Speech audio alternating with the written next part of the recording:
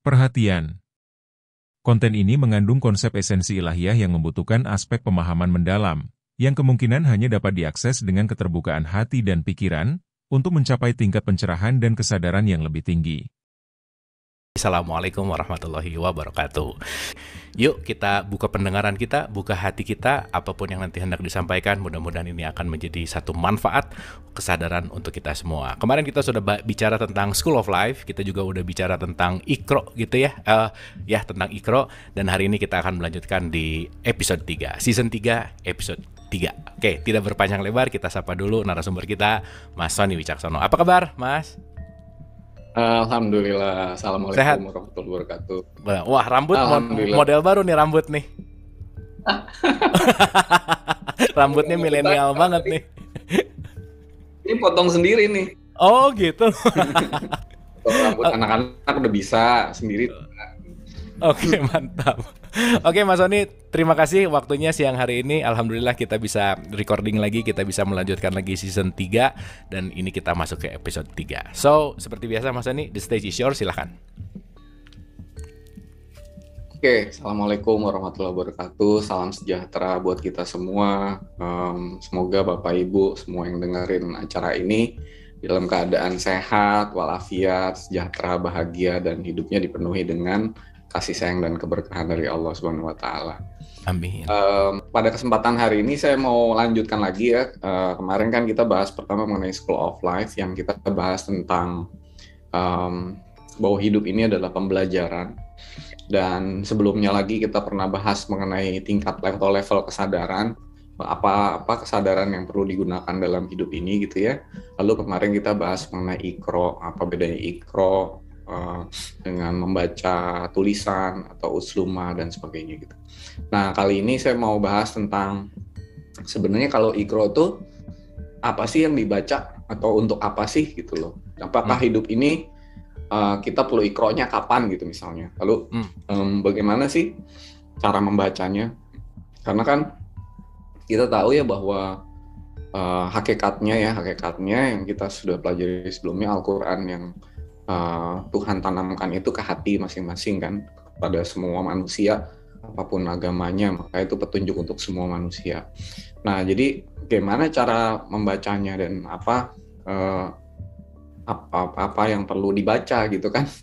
Masa tiap saat kita harus Iqra tuh gimana caranya gitu? Kira-kira gitu ya. Okay. Nah,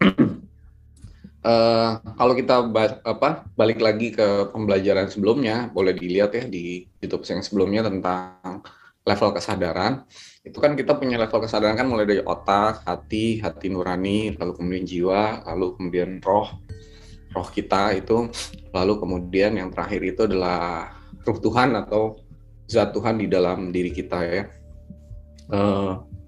Nah, itu sebenarnya dari bawah tadi, dari otak sampai kepada zat Tuhan itu masing-masing punya kesadaran, tingkat kesadarannya sendiri-sendiri gitu. Nah, dimana semakin kita naik atau semakin lebih dalam lagi kesadarannya itu, maka petunjuk Tuhan itu semakin jelas. Kalau kita sehari-hari pakai otak, ya kita nggak akan dapet kira-kira begitu. Tapi semakin kita mendalam sampai ke hati nurani, lalu sampai ke zat Tuhan di dalam diri, itu akan mendapatkan petunjuk Tuhan yang semakin lama semakin jelas. Nah, sebenarnya Iqra itu adalah membaca kehendak Tuhan itu, membaca kehendak Allah itu. Jadi pasti kehendak Allah kan ingin hidup kita tuh sejahtera dunia akhirat. Kalau di surat Al-Baqarah ayat 200 sampai 202 tuh misalnya, Robbana atina fid dunya hasanah gitu kan, wa fil akhirati hasanah wa qina azabannar. Jadi Allah itu menghendaki hidup kita itu sejahtera, bahagia, dunia akhirat penuh dikasihi, disayangi gitu ya. Nggak ada kekurangan suatu apapun, sampai akhirnya nanti kita bisa mencapai tujuan hidup yang sempurna, yaitu kembali kepada Allah atau bersama Allah, atau kalau di dalam bahasa Arabnya itu inna lillahi wa inna ilaihi rajiun. Kita tadinya berasal dari Allah, nah suatu hari nanti akan kembali kepada Allah.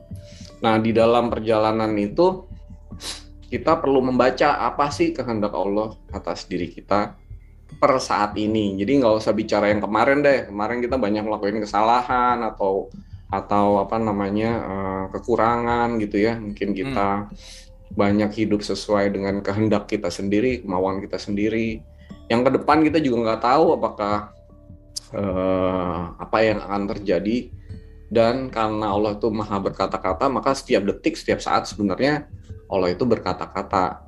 Cuman kitanya nggak mendengar gitu loh. Jadi karena tadi ya pikirannya terlalu sibuk. Jadi bahkan untuk naik dari level otak ke hati aja, satu level itu udah rada berat, apalagi naik-naik terus sampai ke atas gitu. Itu memang perlu perjalanan ke dalam ya.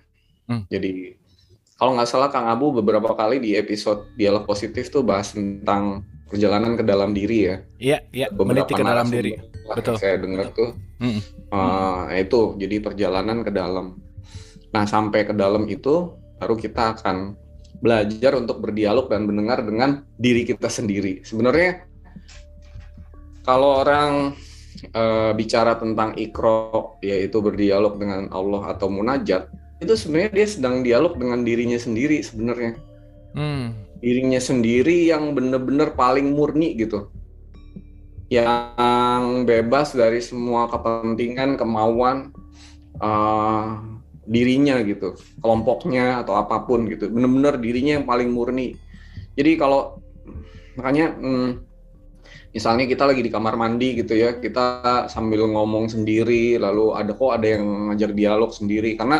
Kenapa di kamar mandi? Karena di kamar mandi itu kita sendiri bener-bener ngapain. Itu saat-saat meditatif banget sebenarnya tuh. Jadi apa namanya? Dan kalau bisa jangan di kamar mandi doang meditatifnya. Cuman kadang-kadang kita ada diskusi, dialog dengan diri kita sendiri. Misalnya gini, hari ini saya mesti ngapain ya? Apa yang perlu saya lakukan gitu loh untuk membuat hidup saya lebih baik misalnya gitu. Nah itu tuh dialog dengan diri sendiri. Dan itu tuh sebenarnya kalau itu bebas dari semua kepentingan kita, kemauan kita, pikiran kita, itu tuh benar-benar diri kita yang paling murni gitu. Nah, kalau kita udah sering mengasah dialog dengan, jadi bicara dialog dengan Allah itu bukan kayak apa ya? Kalau ini pengalaman saya sih ya, bukan kayak kita lagi dialog dengan sesuatu yang berbeda di luar diri kita gitu. Jadi kayak lagi minta gitu misalnya, kan lagi minta atau lagi apa permohonan keluar gitu. Sebenarnya yang lebih dalam lagi adalah ketika kita lagi ngomong dengan ya kita sendiri, karena di dalam diri kita tuh ada ruh Allah itu, ruh Allah, ada juga roh kita. Nah, kalau di orang Jawa bilang roh pribadi atau roh ingsun sama roh yang murni dan suci gitu. Itu saling berdialog dengan bahasa rohnya itu. Jadi roh saya dan roh Allah berdialog gitu, membaca petunjuk atau kehendak Allah itu. Nah, kalau nanti misalnya sebagai contoh ciri-cirinya ya, nah boleh dibuka satu ayat deh Kang Abu itu ya. Boleh. Ada di surat 4 ayat 114 tuh. Oh oke. Iya, yes. 414. A'udzubillahi minasyaitonirrajim. Bismillahirrahmanirrahim. Surat 4 ayat 114. Tidak ada kebaikan pada kebanyakan bisikan-bisikan mereka, kecuali bisikan-bisikan dari orang yang menyuruh manusia memberi sedekah, atau berbuat ma'ruf, atau mengadakan perdamaian di antara manusia. Dan barang siapa yang berbuat demikian karena mencari keridhaan Allah, maka kelak kami memberi kepadanya pahala yang besar. Jadi ciri-ciri misalnya salah satunya itu adalah pertama memberi sedekah, menyuruh memberi sedekah, jadi menolong orang lain. Jadi kalau ada di dalam diri kita nanti dialog, hari ini saya mesti ngapain ya? Ada bisikan, kamu udah nolong orang belum nih gitu kan? Kamu udah bermanfaat belum untuk orang lain gitu? Itu pasti dari diri kita yang murni itu gitu, yaitu Allah itu sendiri sebenarnya. Jadi lalu kemudian berbuat ma'ruf. Ma'ruf itu kita pernah bicara 4 kuadran kebaikan kan. Jadi ada yang baik tapi buruk tapi baik benar ya gitu ya. Ya gitu kan. Ya. Ada baik dan benar ya kan. Ada benar tapi buruk, ada buruk tapi salah gitu. Ada juga yang Itu ada 4 itu. Nah, yang disebut sebagai ma'ruf tuh artinya baik dan benar atau bijaksana gitu. Baik dan benar itu kalau bahasa Indonesianya ma'ruf itu bijaksana lah gitu. Dan mengadakan perdamaian di antara manusia. Jadi tidak menimbulkan perpecahan, tidak kata-katanya tidak membuat orang itu jadi tersinggung, lalu kemudian orang itu jadi emosinya meledak, atau perbuatan kita tuh membuat perdamaian gitu. Nah itu ciri-ciri di mana dialog itu tuh benar-benar dari yang Zat Maha Pengasih lagi Maha Penyayang. Dan barang siapa yang berbuat ini karena mencari keridhaan Allah, ridho itu artinya apa? Kasih sayang ya, maka kelak Allah akan memberi balasan yang besar. Jadi kalau kita selalu mengikuti perkataan atau bisikan di dalam diri kita yang kita berdialog dengan si diri kita yang sejati itu, yaitu Ruh Allah di dalam diri kita, maka kita akan selalu dibimbing ke arah yang benar dan pasti akan diberi balasan sesuai dengan apa yang kita perbuat. Jadi kalau ada dorongan misalnya sedekah, ikutin gitu, jangan ditahan-tahan gitu. Dicuekin, Nah, begitu nanti kita sedekah yang dibimbing Allah itu Allah pasti balas gitu. Jadi dengan hidup yang lebih baik dan sebagainya yang tadi saya bilang, sejahtera dunia dan akhirat gitu. Jadi simple kok sebenarnya yang namanya Iqra itu membaca petunjuk Allah atau kehendak Allah di dalam diri kita itu, dan bentuknya adalah kita sedang berdialog dengan diri kita sendiri, tapi diri kita yang bebas dari semua kepentingan, harapan, kemauan, kehendak dan apapun gitu. Nah itu PR-nya di situ sebenarnya, karena seringkali ya kalau ketika kita udah mulai dialog dengan diri kita sendiri itu akhirnya kepentingan kita yang muncul. Nah kalau udah kepentingan kita muncul, kita nggak bisa dialog dengan yang bebas. Makanya disebutnya kan ruh yang murni dan suci. Artinya dari bebas dari semua itu semua gitu. Nah jadi misalnya saya menolong orang tapi nggak ada embel-embel apapun gitu, nah itu pasti yang lebih murni dan suci gitu, petunjuk yang benar. Tapi kalau misalnya hari ini mau ngapain ya, hari ini misalnya hari ini gue mesti nolong orang tapi ada embel-embelnya dan sebagainya, itu pasti masih ada campur tangan kepentingan itu, kira-kira gitu. Jadi itu bisa diasah sebenarnya, dan Iqra itu adalah membaca kehendak Allah itu. Dan kehendak Allah itu kan, makanya Allah di Quran dikatakan di surat 35 ayat 15 itu, kamulah yang berkehendak kepada Allah gitu kan. Boleh dibuka itu. Oke. 35 ayat 15. Auzubillahi minasyaitonirrajim. Bismillahirrahmanirrahim. Surat 35 ayat 15. Hai manusia, kamulah yang berkehendak kepada Allah, dan Allah dialah yang maha kaya, tidak memerlukan sesuatu lagi maha terpuji. Iya, jadi kita yang berkehendak duluan. Jadi berkehendak untuk membaca kehendak Allah itu gitu. Jadi bukan kehendak kita yang di depan, tetapi kita hanyalah membaca kehendak Allah, karena semua yang kita kehendaki itu yang terbaik adalah yang dikehendaki oleh Allah itu kan. Jadi ada di surat 81 27 sampai 29 kan. Boleh dibuka Kang Abu? 81 27 sampai 29. Nah, ya, surat ini 81 ayat 27. Hai, Al-Qur'an itu tiada lain hanyalah peringatan bagi semesta alam. Ya, di sini sebenarnya kata Al-Qur'annya nggak ada sih. In huwa illa zikrul lil alamin. Jadi huwa itu artinya itu gitu kan. Jadi nggak ada kata-kata Al-Quran. Jadi itu adalah peringatan bagi semua alam gitu. Terus oke. Yaitu bagi siapa di antara kamu yang mau menempuh jalan yang lurus. Oke. Nah, jadi makanya setiap saat kita berdoa untuk ditunjukin jalan yang lurus, supaya kita tuh bisa berdialog dengan diri kita yang sebenarnya ada di dalam gitu. Yaitu dialog dengan diri sendiri. Ya. Dan nanti akan ada petunjuk ke jalan lurus yang terus-menerus akan diberikan, gitu kan? Nah, lanjut. Oke, ini ada kalimat mau juga berarti ya ada kehendak dari kita gitu ya, Mas Sony ya? Yang mau berarti kan? Betul. Terus Ya. Dan kamu tidak dapat menghendaki menempuh jalan itu kecuali apabila dikehendaki Allah, Tuhan semesta alam. Ya, jadi setiap saat itu sebenarnya Allah memberikan kepada kita jalan yang lurus, dialog. Cuma begini ya, setiap orang itu kan kemarin kita udah bahas ada di dalam sekolah kehidupan atau school of life. Jadi pelajarannya pasti beda-beda. Setiap episode pelajaran beda-beda. Makanya Tuhan itu nggak laisa kamitslihi syai'un atau tidak serupa dengan apapun, tidak bisa diserupakan apapun karena setiap Tuhan di dalam diri kita itu punya episode pelajaran yang beda-beda gitu. Kita aja nggak ada yang sama kan. Saya, Kang Abu, semua ada di sini, nggak ada yang sama. Jadi setiap orang punya beda-beda. Sebagai contoh misalnya, ya terima kasih Pak Hampri. Jadi di 42 ayat 11 tuh laisa kamitslihi syai'. Jadi misalnya saya hari ini disuruh sedekah, misalnya itu aja yang very simple ya.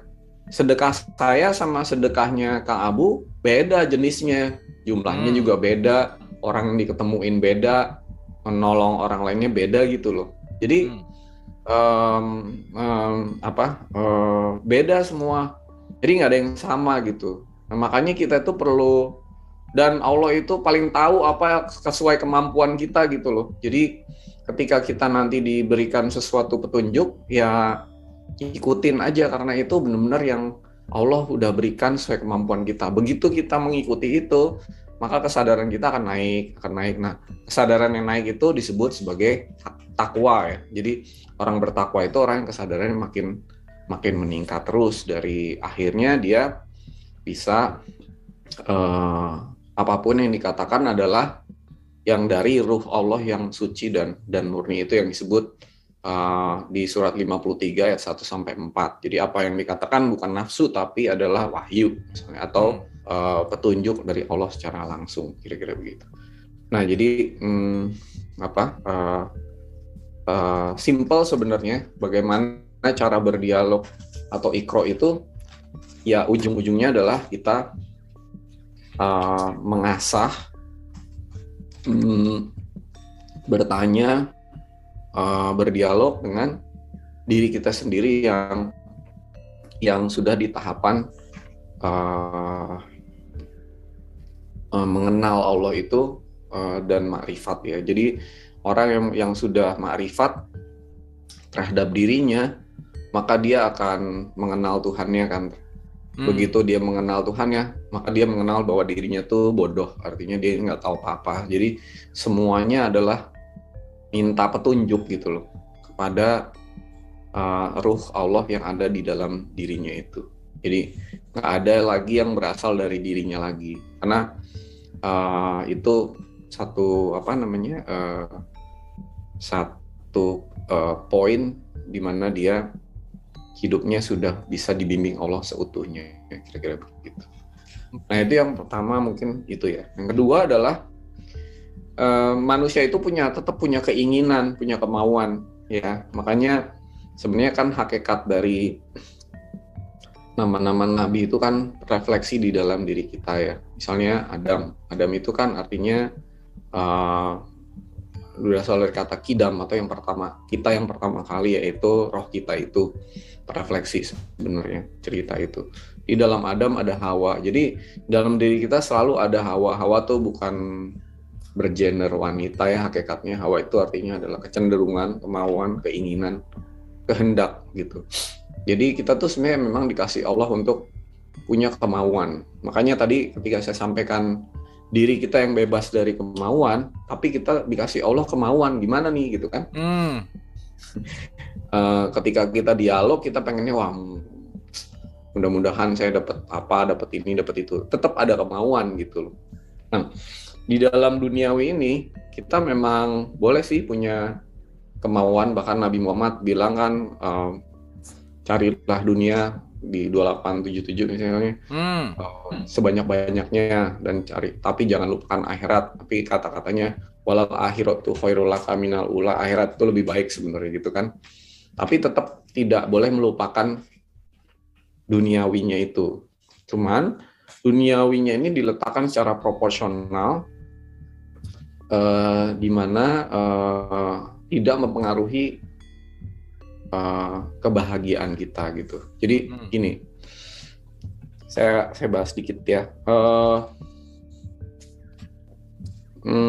Manusia dikasih keinginan itu terus berkembang gitu kan. Sebenarnya keinginan ini tinggal diletakkan di tempat yang tepat aja sih gitu. Karena kalau kita punya keinginan kita letakkan di tempat yang salah, jadi akhirnya kita itu begitu dipenuhin Allah, minta 10 dapat 100, udah habis itu nggak puas lagi, akhirnya minta 1000, dikasih 1000 nggak puas lagi, meminta 10.000 dan sebagainya. Itu kan lama-lama keinginan yang berkembang, istilahnya bahasa Jawanya itu mulur begitu. Kita ada di dalam kesengsaraan terus-menerus meskipun kita udah dikasih anugerah yang luar biasa. Nah, sebenarnya keinginan itu dikasih Allah supaya kita itu mau lompat ke sesuatu yang unlimited gitu. Di sini bisa dilihat nggak? Jadi misalnya bahagia nih, keinginan kita untuk bahagia. Bahagia itu kita taruh di materi gitu, salah gitu loh. Karena kebahagiaan di materi, begitu kita dikasih materinya nggak berapa lama bahagia itu berhenti. Akan ada keinginan untuk bagaimana saya lebih bahagia dengan materi yang lebih banyak misalnya begitu. Tapi keinginan kebahagiaan itu kalau diletakkan di sesuatu yang unlimited, yaitu di dalam kesadaran roh itu yang bukan otak itu yang unlimited, itu bisa mencapai tujuan penciptaannya gitu. Ya kita bahagianya nggak terbatas gitu. Nah, jadi boleh kita di sini mungkin makannya tempe doang gitu. Tapi hatinya itu bahagianya tuh ditaruh di sesuatu yang tidak terbatas gitu. Jangan dibatasin gitu. Nah, gitu. Nah, akhirnya sebenarnya tujuan dari Allah memberikan keinginan ini supaya kita itu bisa kembali kepada sesuatu yang tidak terbatas, yaitu Allah itu sendiri gitu. Nah, kenapa kita dikasih Hawa di dalam diri kita? Supaya itu kita punya keinginan-keinginan yang akhirnya kita tercapai ketika kita itu kembali kepada Allah. Nah, kalau udah kembali kepada Allah, kita itu akan memiliki dan dimiliki oleh yang segala-galanya kan. Kita dimiliki Allah, kita juga memiliki menjadi melarut di dalam di dalam kasih sayang Allah itu yang nggak ada batasnya, kira-kira begitu. Nah, jadi kalau keinginan itu diletakkan ke sana, wah itu kebahagiaan itu diletakkan di dalam itu luar biasa gitu sih perasaan hari-harinya. Pasti wajahnya nggak mungkin berhenti tersenyum gitu. Jadi ternyata yang menyiksa itu Mas kalau di depan ada tempe tapi pengennya steak gitu ya, kira-kira ya Mas. Karena keinginan makannya diletakkan ke materi gitu. Benar Mas. Oke. Padahal Allah itu memberikan keinginan kepada diri kita supaya kita itu loncat ke sesuatu yang unlimited. Kayaknya saya pernah bahas di salah satu tentang kematian gitu ya. Ketika kita itu meninggal dan masih terjebak kepada materi, kita punya kekecewaan atau kesedihan. Kesedihan itu langsung diletakkan di sesuatu yang unlimited. Karena kalau waktu kita udah meninggal kan kita udah nggak punya pikiran, otak lagi kan, ditinggal di kuburan kan otaknya kan. Lalu yang ada tuh semuanya sesuatu yang unlimited. Nah, sesuatu yang unlimited itu diisi oleh kebencian misalnya, atau kesedihan, atau stres gitu. Nah, itu jadi berkembang bertriliun-triliun kali gitu. Nggak ada bilangan yang pas untuk. Jadi kita jadi sedihnya tuh dibanding waktu kita hidup tuh berlipat-lipat ganda kira-kira gitu. Nah, jadi ketika kita bahagia ditaruh di sesuatu yang unlimited, itu juga akan berlipat-lipat ganda gitu. Nah, ngapain harus nunggu mati? Kita bisa meletakkan semua kemauan itu di tempat yang tepat sekarang gitu loh. Kira-kira begitu. Jadi ya hidup ini dijalanin, mencari rezeki, mencari nafkah, mencari apa, tapi kita harus tahu tempat-tempatnya gitu. Bahwa semua itu ya bukan membuat kita jadi asal kebahagiaan kita dari situ. Itu kan sehingga misalnya sebagai contoh gini, oke, hari ini saya ikro, saya mesti ngapain ya? Saya mesti bersedekah gitu, ngasih ke orang yang nggak punya. Nah, nanti tinggal dicari aja misalnya di mana gitu kan. Nah, waktu bersedekah itu letakkan kebahagiaan itu di tempat yang tidak terbatas misalnya.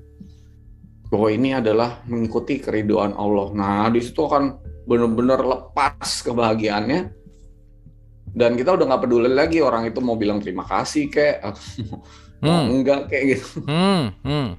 Kayak gitu. Nah, jadi Iqra itu membaca kehendak Allah, di mana kita bebas dari semua keinginan-keinginan itu, tapi kita hidup diberi keinginan, ya. Jadi kita juga selain makrifat kepada diri kita, juga harus makrifat kepada keinginan kita itu. Supaya keinginan, kemauan, kehendak kita itu diletakkan di tempat yang benar proporsinya gitu. Buktinya Allah kan juga menciptakan kita dalam kondisi yang terbatas. Misalnya nih kita dikasih uang yang tidak terbatas, ya makannya juga gitu-gitu doang kan. Nggak terus jadi makannya banyak banget kan, nggak gitu loh. Jadi ya itu memang proporsinya di situ, tapi kebahagiaannya atau hal-hal lainnya diletakkan di tempat yang benar kira-kira gitu. Nah, jadi pertama saya mau bahas tadi tentang bagaimana cara Iqra. Yang kedua, bagaimana bisa memakrifat terhadap keinginan ini supaya waktu Iqra itu kita bebas dari semua keinginan-keinginan kita dan bisa jalan gitu Iqra-nya. Bisa jalan gitu Iqra-nya Kang Abu. Oke. Nah, nanti kita akan terus-menerus kalau kita melatih Iqra ini, misalnya sebagai contoh di surat 3 ayat 190-191 gitu kan. Lihat penciptaan Allah itu nggak ada yang sia-sia gitu. Iya. Yeah. Kan semua ada gunanya, ada manfaatnya.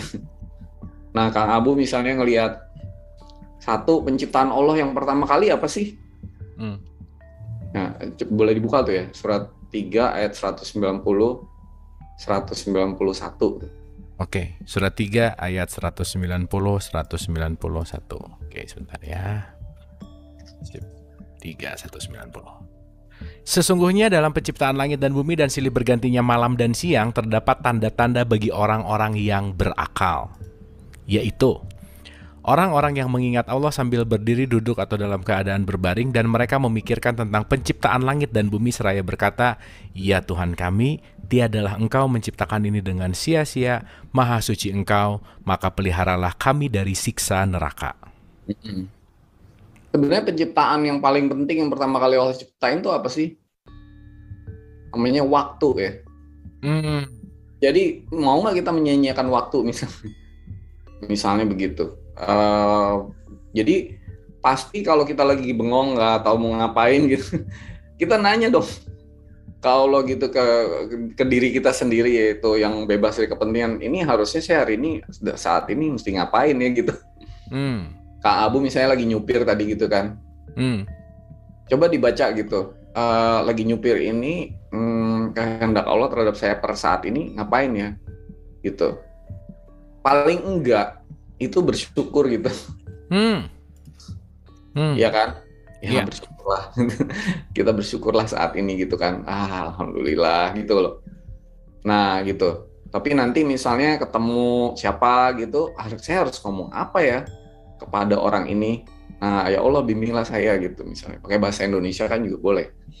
Ya, bimbinglah saya untuk mesti ngomong apa gitu ke dia misalnya. Lalu dalam segala hal gitu. Nah, jadi kita harus sadar bahwa Allah itu dekat dan Allah itu ada di diri kita sendiri dalam bentuk roh yang bebas dari semua itu, yang murni, suci, yang ingin mengajak kita selalu kepada kebaikan, kesejahteraan, keberkahan. Nah, tapi kita harus mengikuti, berdialog, bertanya langsung gitu. Dan salah satu hambatan terbesar adalah melepaskan semua keinginan-keinginan kita terlebih dahulu gitu. Itu mungkin poinnya ya, Kang Abu, untuk Iqra tuh ngapain sih? Apa yang harus dibaca gitu. Kayak misalnya gini, Kang Abu baca satu ayat Al-Quran gitu. Iqra nggak kita bacanya, jangan-jangan cuma baca tulisannya doang. Iya benar Mas, benar. Apa sih maksudnya Allah ini? Coba dialog dengan diri sendiri, memberikan satu ayat ini misalnya gitu, ya kan? Oh ini nih maksudnya gitu. Nanti akan ada bimbingan kok gitu loh. Kalau kita nggak usah tapi kita jangan menyimpulkan sendiri. Kalau udah ada kepentingan sendiri kan udah punya konsep nih.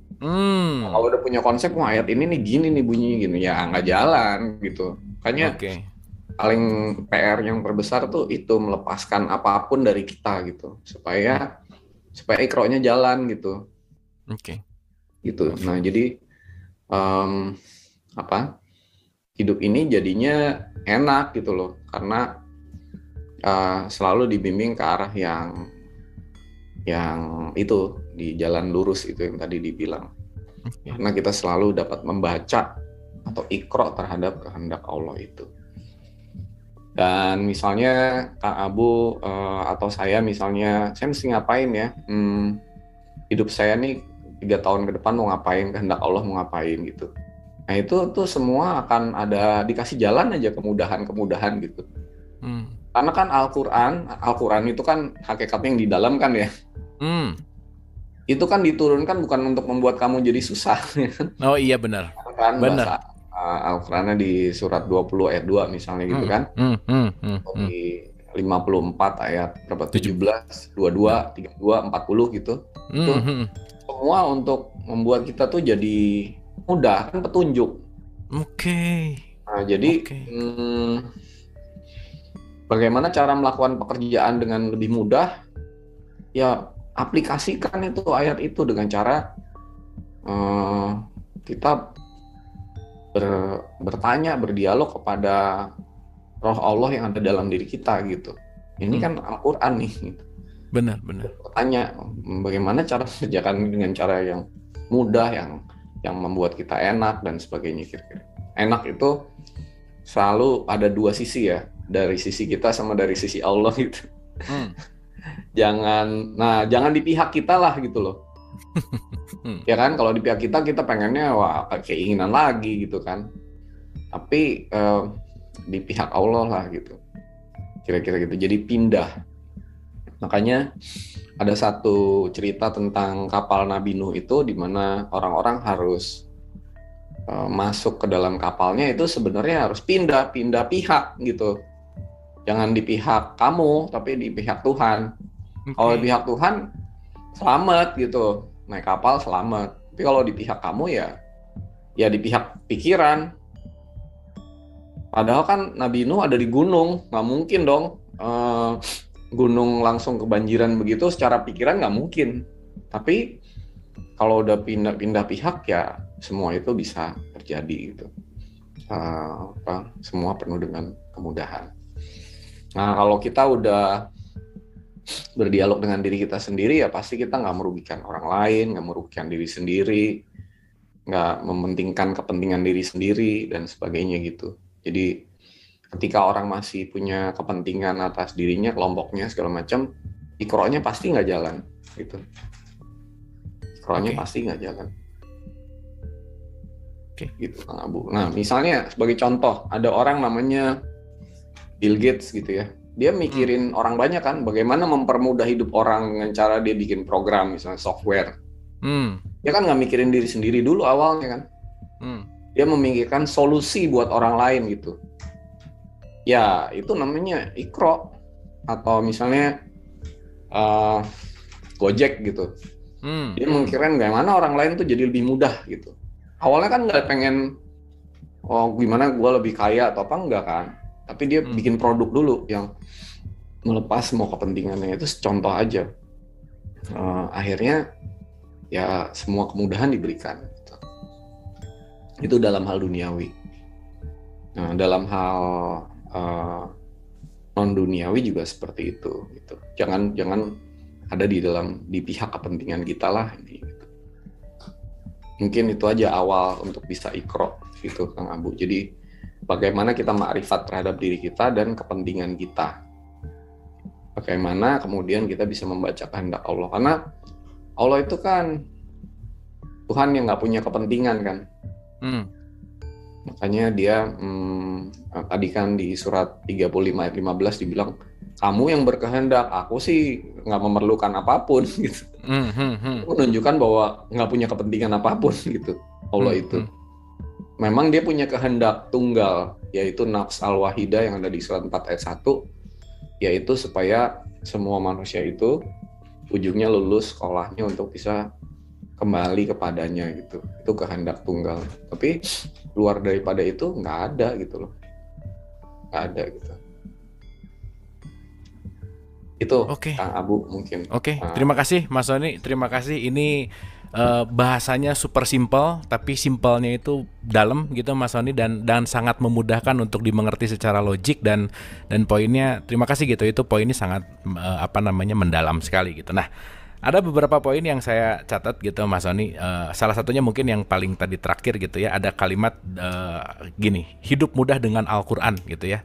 Dan itu juga saya baru memaknai lebih dalam lagi bahwa mudah tuh bukan masalah mudah untuk ngerti, mudah untuk baca gitu ya, mudah untuk dipelajari, tetapi justru membuat whole life ini justru jadi lebih mudah gitu kaitannya ke sana. Nah, yang jadi pertanyaan kan gini Mas Sony, orang belajar Quran itu berbagai metode, orang belajar Quran itu dengan, ya let's say kita berbicara masalah Quran yang fisik dan tafsir gitu, ada metode, ada tafsir, ada apa dan lain-lain. Nah, di mana sih kita mulainya? Terus indikator parameter apa sih ketika kita belajar itu adalah jalan yang menuju kepada jalan yang lurus itu? Karena kan si A ngomong begini, si B ngomong begini, si C ngomong begini misalkan gitu. Nah, itu kan kita akan menghadapi masalah-masalah, bukan masalah lah ya, fenomena-fenomena seperti itu. Gimana menurut tanggapan Mas Sony? Silakan. Ya itu tadi, kalau kita belajar Qur'annya lewat si A, si B, si C, akhirnya kita ada di dalam pertama konsepnya dia.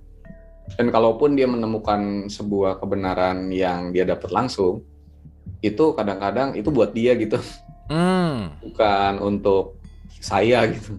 Jadi beda-beda tiap orang. Satu ayat itu maknanya bisa beda-beda loh tiap orang gitu kan.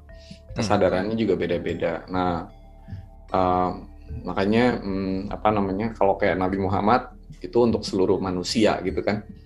Tapi kan ya kalau kita biasanya kan ya punya konsep sendiri-sendiri.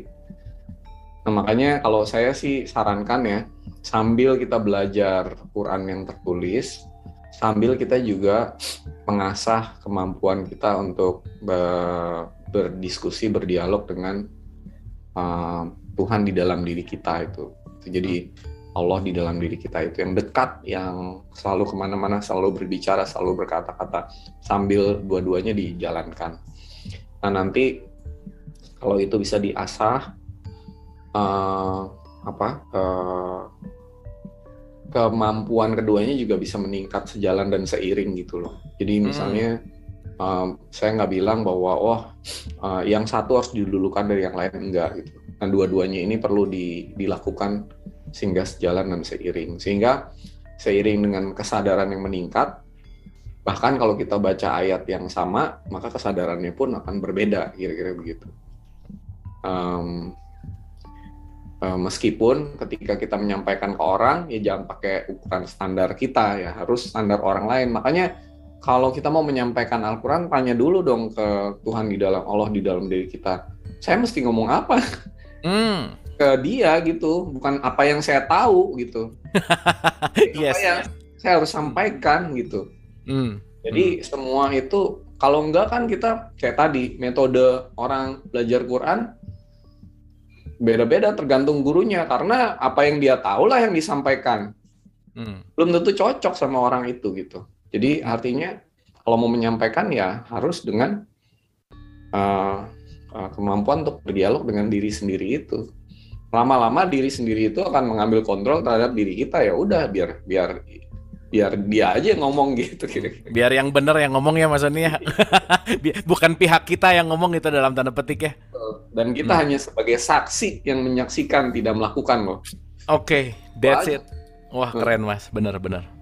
Makanya aku bersaksi kan, bukan aku Benar. melakukan. Nah, Wah, benar Mas. Itu oke sih. Itu dalam banget sih. Oke, thank you Mas Sony. Nah, ini mungkin apa ya? Frequently asking question gitu yang banyak banget ditemukan dalam pertanyaan-pertanyaan dalam kondisi dialog self talking, dialog ke dalam diri dan seterusnya gitu. Gimana membedakan mana ini suara pikiran dan ini suara hati yang benar-benar pure gitu. Karena kan ya balik lagi ya, untuk melepaskan dalam tanda petik keinginan mau-mau, pikiran, ego dan seterusnya juga nggak mudah gitu. Nah, apa sih indikator parameter bahwa jangan-jangan ini cuma hawa nafsu misalkan kalau tadi bicara hawa. Tapi gimana nih? Oh, ini suara Tuhan yang benar gitu, suara Allah yang benar gitu. Gimana tuh Mas Sony? Silakan.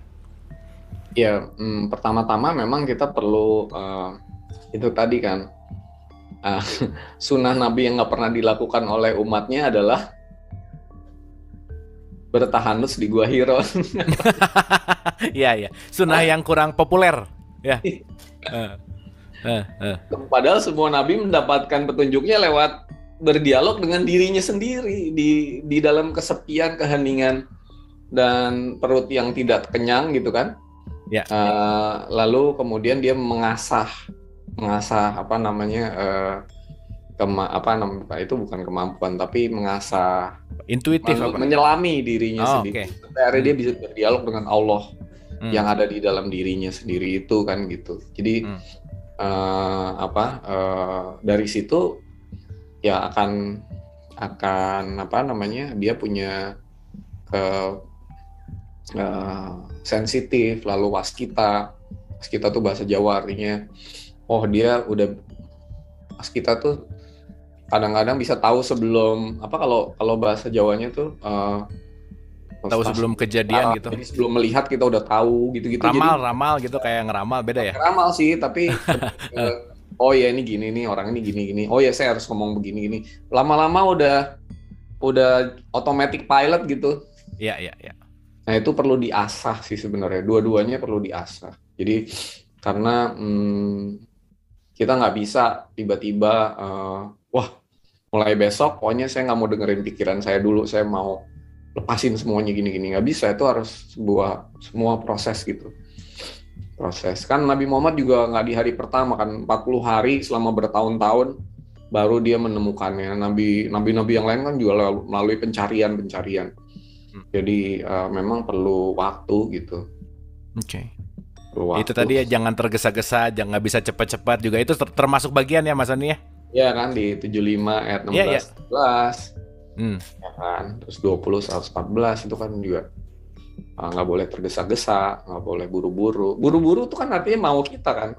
Nah, benar Ya kan.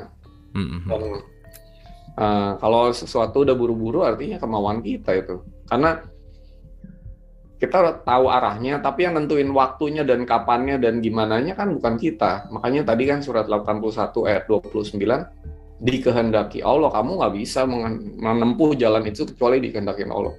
Ya yang nentuin semuanya Allah gitu. Gitu. Udah dapat atau belum sebenarnya itu Allah, tapi kita perlulah gitu meniru melakukan sunnah Nabi yang nggak pernah dilakukan. Banyak ya, banyak orang gitu maksudnya, nggak populer, nggak mainstream. Iya. Oke. Ini ada pertanyaan Mas Sony, relate banget tapi mungkin ini lebih spesifik gitu. Tiba-tiba dari Mbak Ambar, tiba-tiba keingat semenjak 3 hari yang lalu sebelum tidur selalu berusaha mencoba untuk curhat dan ngobrol dengan yang di dalam, dan selama 2 malam berturut-turut kayak ada urge untuk meminta maaf kepada orang-orang yang dahulu sempat ada Slack namun sudah tidak berkomunikasi kurang lebih 6 tahun. Tapi bingung apakah itu memang bisikan dari dalam atau ego diri sendiri yang ingin menjadi orang yang baik jika belum dilakukan. Dan biasa banyak pemikiran seperti apa nggak aneh udah tahu bertahun-tahun nggak ngechat terus tiba-tiba minta maaf gitulah kira-kira.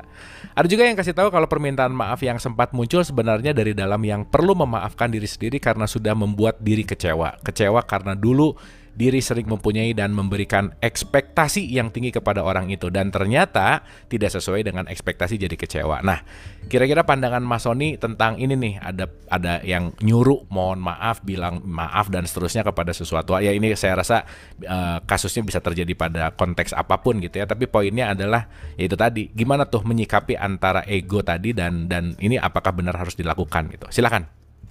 Iya, jadi hidup ini kan pembelajaran, school of life. Kemarin kita udah bahas, udah ada gurunya kan. Kita murid semua nih, ya kan? Artinya kalau guru udah bilang ini ya, gitu, lakuin gitu. Jangan terus di neglect, dicuekin gitu loh, wah udahlah gitu kan, susah lah gitu. Ya lama-lama suara kan lagi mengasah. Kalau mengasah ya selakukan gitu. Jangan sampai nggak dilakukan. Kalau tiba-tiba kamu harus nelpon om kamu yang begini nih, si A gitu kan, yang udah 6 tahun nggak dulu pernah Slack gitu. Ya bangun tidur telepon gitu, minta maaf gitu loh. Urusannya kemudian dia pernah aneh apa-apa, saya nggak yakin kalau kita maafnya dari tulus dari dalam terus orangnya jadi marah, kan nggak gitu kan.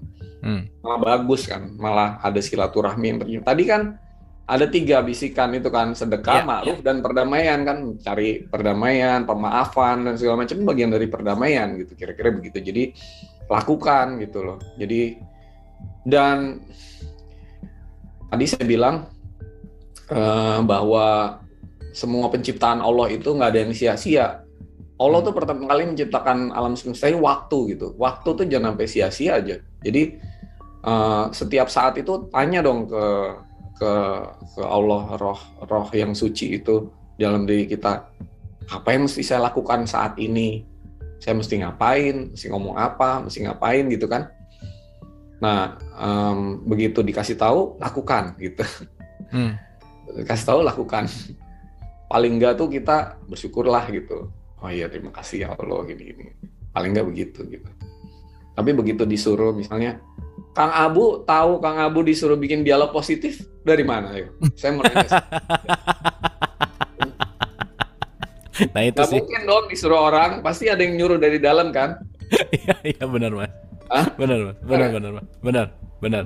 Gimana? Boleh cerita nggak? Ya balik lagi sih, itu kan juga proses gitu ya Mas Sony ya. Awalnya tuh sesimpel gini Mas Sony. Saya udah dialog positif loh. Oke, ya mungkin ini juga bisa share dari panggilan gitu ya, panggilan. Jadi awalnya tuh ya balik lagi ya, pasti semesta ini ngasih idea gitu. Pasti semesta ini mau. Jadi kalau lihat film Matrix, bahwa semua ini adalah matrix, semua ini adalah binary, semua ini adalah petunjuk yang kita bisa merangkai dan bisa membaca kapanpun dimanapun gitulah kira-kira bahasanya. Nah di awal pandemi itu entah kenapa ya, balik lagi ya, paling enak sih ngomongnya entah kenapa karena susah ngejelasinnya ya Mas Sony. Entah kenapa gitu ya. Ada alasan kan? No reason, benar, nggak ada reason sama sekali gitu. Entah kenapa, aku tuh berpikir gini Mas Sony, saya berpikir gini. Ini di masa-masa mencekam, semua orang di rumah, semua orang nggak ngapa-ngapain, semua di lockdown dan seterusnya gitu.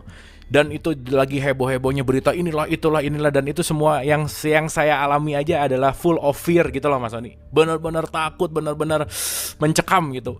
Nggak pernah banget tuh jalan di Blok M di tengah-tengah bisa foto-foto yang nggak ada mobil semua. Itu pokoknya kejadian yang weird banget, aneh banget, yang kayak di film-film gitu. Nah pop up gitu Mas Sony. Ya bahasanya aku pop up karena it's happening gitu. Nggak minta, nggak memohon, nggak merencanakan, apalagi pop up. Kayaknya kamu harus bikin satu program yang bikin tenang orang-orang deh, gitu loh Mas Sony. Kayaknya itu kamu harus. Siapa tuh? Nah itu Mas Sony. Itu yang ngomong siapa yang menarik sih. Nggak tahu. Itu kan yang ngomong Kang Abunya sendiri. Bentuk Kang Abu diri sendiri. Diri ini maksudnya diri yang tadi tuh, yang bebas dari semua kepentingan. Emang pertanyaan saya lagi nih, kepentingannya apa buat Kang Abu bikin ginian? Ada nggak kepentingannya? Nggak ada kan? Nggak ada sih Mas, bukan masalah kepentingan sih, tapi entah kenapa juga itu semuanya yang penting yang Mas Sony sih tadi jelek banget waktu Mas Sony ngomong bahwa menjadi saksi gitu. Dan menarik sih Mas Sony, balik lagi ya, ini dari rangkaian semua. Di satu sisi ketika ada suara panggilan bahwa kamu tuh bikin program yang bisa buat tenang orang, seenggaknya orang tuh mau tidur dihantarkan dengan nutrisi-nutrisi yang membuat mereka tenang, entah gimana. Dan menariknya Mas Sony ya, ini sih luar biasa gitu. Begitu niat itu ada, begitu apapun si rasa itu siap untuk di-trigger gitu, itu dengan serta merta simpel dan mudah banget untuk ngumpulin orang-orang yang jadi pembicara yang itu kalau direncanakan tuh susah banget sih kayaknya gitu Mas Sony. Yeah. Dan itu amazed. Dan tadi Mas Sony bilang bahwa kamu hanya menjadi saksi. Oh ternyata ya, kalau benar-benar si kepentingan itu tidak dominan, kalau benar-benar bukan di pihak saya tuh cuma nonton dialog positif, saya tuh cuma nonton ini semua, cuman saksikan gitu. Itu di satu sisi. Yang kedua, ini yang menarik lagi sih Mas Sony. Ini yang menarik lagi gitu. Ya, tiap hari kan pasti ada schedule untuk pemahaman Quran gitu misalkan. Dimana dari pagi sampai sore tuh saya ngomong gitu Mas Sony. Dan ada sesuatu yang urge juga di dalam ngomong bahwa kamu kalau kebanyakan ngomong akan susah mendapatkan sesuatu yang baru gitu. Maka kamu harus meluangkan waktu untuk bisa mendengar. Nah jadi kalau konteks di mana dialog positif, malam itu benar-benar saya membuka diri untuk mau mendengar mau apapun siapapun. Karena kenapa? Saya menyadari dari pagi sampai sorenya kebanyakan ngomong, kalau kebanyakan yang keluar kurang inputnya, itu jadi nggak balance. Dan tadi sih kata kuncinya ketika Mas Sony bilang bahwa saya benar-benar lagi belajar menjadi saksi ketika si dialog positif ini happening dan terjadi. Dan gak kebayang Mas Sony, ini udah 400 episode 400 episode yang kalau dipikir-pikir lagi pakai nalar tuh kayak gak mungkin. Wah udah deh, something yang unbelievable, sesuatu yang impossible kalau benar-benar ini dirangkai dengan kepentingan-kepentingan yang saya rasa kalau ini direncanakan dengan matang, analytical dan seterusnya, ini gak akan pernah terjadi gitu. Dan siang hari ini saya dapat banyak sekali insight dari ya itu semua yang dialami gitu. Itu sih Mas Sony. Dan itu karena Kang Abu ikro. Kalau Kang Abu nggak ikro waktu itu dan melakukannya, nggak kejadian ini dialog positif 400 episode. Lalu banyak sekali orang mendapat manfaat kan. Dan manfaat yang Kang Abu dapat secara pribadi juga banyak sekali kan kesadarannya. Jadi artinya ikro itu luar biasa gitu. Dan kadang-kadang kita itu ada karena kita itu udah selalu sibuk dengan kepentingan keinginan kita nih, hidup kita tuh jadi nggak bermakna gitu, nggak membawa makna kepada orang lain gitu misalnya. Nah ikro-nya Kang Abu ini dengan satu petunjuk itu aja, itu manfaatnya kan udah luar biasa. Tapi setiap saat itu kita ada loh petunjuk seperti itu, karena Tuhan maha berkata-kata tuh artinya terus-menerus berkata-kata. Dan jangan salah, ketika Kang Abu bilang saya selalu ngomong, sebenarnya kalau Kang Abu bisa ikro sambil ngomong, sebenarnya kan Kang Abu lagi nggak ngomong itu. Iya. Kan cuma jadi saksi aja. Tuhan yang bicara, pakai kita sebagai alatnya aja kira-kira. Sarana aja gitu. Jadi bukan berarti kita ngomong terus juga nggak mendengar, karena kita sebenarnya jadi saksi doang, bukan satu pihak yang mendapat sesuatu, memproses dan menyampaikan, enggak, udah mengalir aja. Jadi menurut saya Kang Abu ini adalah a living example gitu, contoh yang hidup yang ada di depan kita, gimana orang bisa ikro dan membuat sesuatu yang nggak kebayang kan sebelumnya hidupnya Kang Abu jadi begini gitu. Jalan hidupnya jadi begini nggak kebayang juga saya rasa gitu. Jadi tapi tetap pesulap sih Mas, tetap pesulap Mas. Tetap Oke. Mas Sony makasih banyak Mas.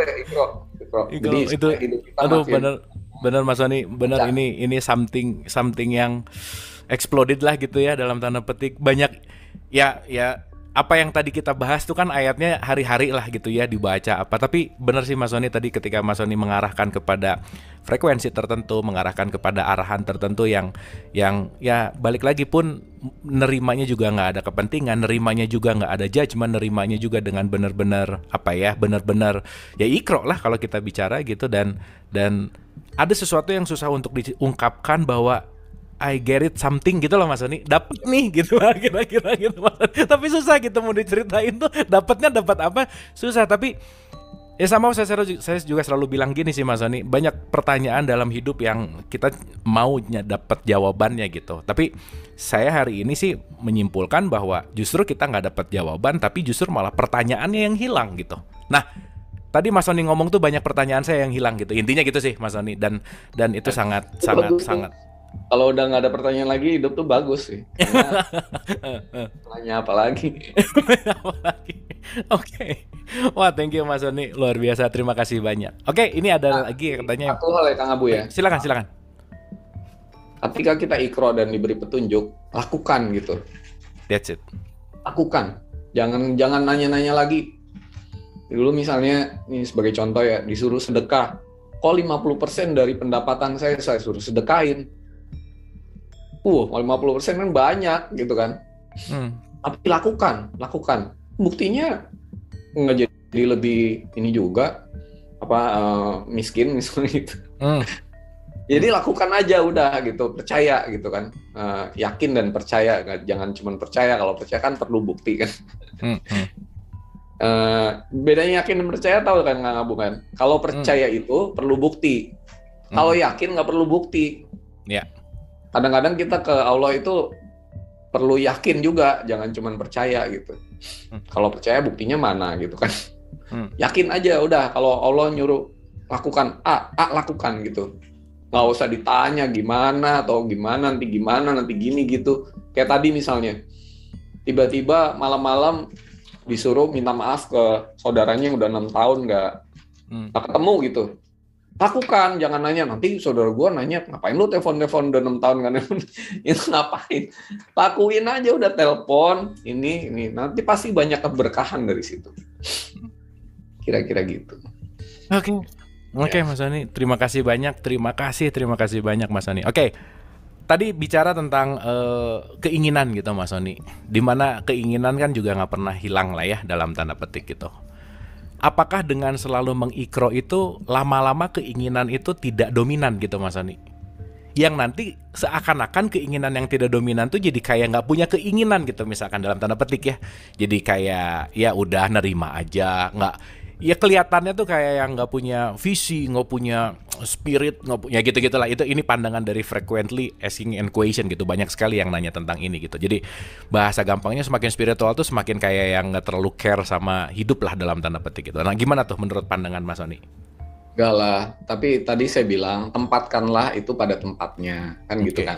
Misalnya hari ini mau makan apa ya? Gue mau makan enak lah hari ini. Boleh dong, masa nggak boleh gitu kan? Mau apa sih? Hari ini kayaknya saya perlu, misalnya kemarin kayaknya saya perlu beli peralatan buat motor saya gitu. Ya udah besok kemarin saya beli gitu kan. Karena itu menurut saya penting gitu kan. Nah itu kan keinginan. Kalau nggak kita nggak bergerak dong. Harus bekerja, harus punya itu target gitu kan. Boleh banget gitu. Cuman kalau urusan kebahagiaan, urusan tempatkan jangan di tempat yang limited, tapi ditaruh di tempat yang unlimited. Perasaan negatif itu jangan ada, karena nanti akan membuat hidup kita nggak happy.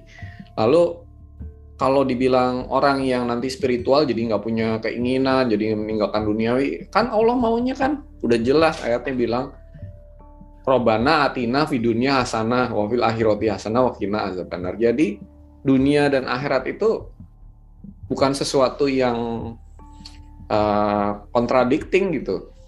Itu suatu hal yang komplementer. Gimana mau akhiratnya bahagia kalau ini nggak bahagia? Ya kan? Nah, jadi boleh punya, misalnya Kang Abu pengen punya keinginan apa gitu supaya ini lebih maju, besok mau beli peralatan yang lebih canggih, boleh dong. Tapi bukan berarti misalnya kebahagiaan kita tergantung itu. Apa itu tergantung itu, jangan gitu. Dan itu tadi kalau ada petunjuk dari Allah, lakuin gitu. Nah lama-lama kita akan bisa makrifat terhadap itu semua. Makrifat, mengenal, makrifat itu artinya mengenalkan, ini nih dari Allah nih, kalau yang ini masih gue nih gitu. Oke. Boleh lah kadang-kadang, ya bukan boleh lah, kita manusia kadang-kadang belajar ini kayaknya bukan Allah deh, keinginan gue, ya udah deh nggak apa-apa ya gitu. Boleh aja lah. Tapi ya masa mau gitu terus gitu ya, jadi belajar Iya, lah. benar. Oke. Berarti main drone masih aman lah ya Mas Sony ya. Boleh, boleh. Oke Mas Sony. Nongkrong di coffee shop juga boleh, dengerin Nongkrong kopi shop, bener. musik, boleh aja. Oke Mas Sony, terima kasih banyak. Inspiring tentu saja ya, membangunkan. Saya rasa bukan cuma saya yang ngerasa hal yang seperti ini gitu ya, exploding lah insight gitu, dan wah banyak jadi lepas lah dalam tanda petik. So Mas Sony, final statement untuk episode 3 season 3, silakan Mas Sony. Boleh. Bagus. Jadi pertama, kita itu punya tingkat kesadaran yang berlapis-lapis, mulai dari pikiran kita sendiri sampai ke hati, sampai hati nurani, sampai ke ruh Allah di dalam diri kita. Yang kita punya roh pribadi, kita punya, tapi juga diberi fasilitas ruh Allah di dalam diri. Ketika dua antara ruh kita dan ruh Allah itu berdialog atau berdiskusi, disitulah Allah memberikan petunjuk dan pengajaran kepada kita langsung. Dan Allah tuh maha berkata-kata, artinya setiap detik, setiap saat selalu memberikan petunjuk kepada kita kalau kita bisa mengasahnya gitu. Jadi perlu Iqra untuk apa Iqra? Untuk membaca kehendak Allah atas diri kita, hidup kita, itu apa yang kita harus lakukan, apa yang harus kita katakan dan sebagainya, itu untuk dibaca. Lama-lama setelah dibaca, untuk bisa membaca itu, salah satu PR yang paling penting adalah bagaimana kita ma'rifat kepada kepentingan, keinginan, kemauan, kehendak kita, supaya itu bisa dilepaskan dan sehingga kehendak Allah lah yang akan kita utamakan atau dengarkan gitu ya. Nah itu jadi perlu ma'rifat kepada kepentingan dan kemauan itu. Nah yang ketiga tuh, ketika itu sudah terjadi, ya proses dialog diskusi itu akan terus-menerus terjadi, dan hidup kita pasti dipenuhi dengan kebahagiaan, kesejahteraan, keberkahan gitu. Karena Allah kan nggak kepengen hidup kita susah kan. Nah pasti semua itu akan membawa kepada kebahagiaan dunia dan akhirat itu. Dunia dan akhirat, jangan dipisah-pisahkan, karena itu sejalan dan seiring gitu. Itu mungkin sedikit tambahan lagi Kang Abu. Oke, terima kasih banyak. Boleh tepuk tangan untuk Mas Sony. Mas Sony, terima kasih banyak.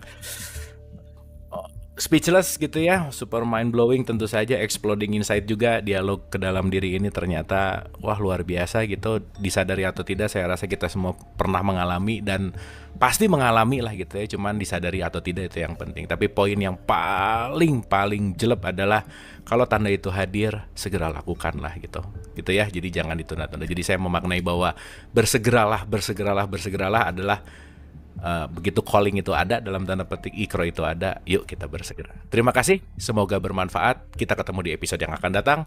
Mohon maaf lahir dan batin. Wabillahi taufiq wal hidayah. Assalamualaikum warahmatullahi wabarakatuh. Waalaikumsalam. Terima kasih Kang Abu semuanya. Oke.